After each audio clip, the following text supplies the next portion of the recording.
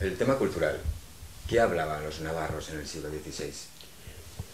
Pues yo cada vez estoy más convencido de que la lengua hegemónica era el euskera, ¿eh? Sin duda.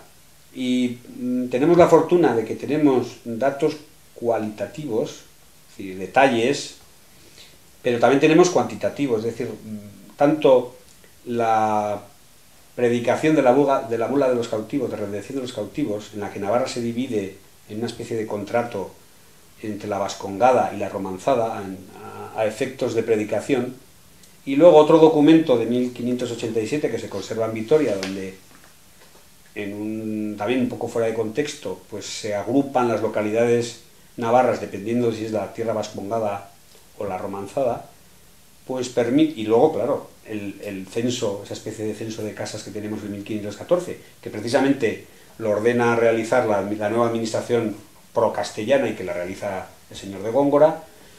Cruzando todo eso, te das cuenta de que más del 80% de la población en este momento vive en lo que se denomina zona vascongada, y que donde, sin ser la lengua exclusiva, pues el euskera es la hegemónica. Y luego tenemos una serie de procesos judiciales que yo creo que demuestran, que es la prueba, de que los escribanos y secretarios de los tribunales navarros que nos han legado esa documentación son los primeros y mejores traductores del euskera, que hacen unas traducciones tan generales y sistemáticas que ni lo dicen, ¿eh? Y en ese sentido ahí, bueno, pues tenemos procesos en los que da la casualidad de que cuando el escribano y el juez es castellano, y he de recordar que la introducción de jueces castellanos es una consecuencia de la conquista, pues tienen que recurrir a intérpretes.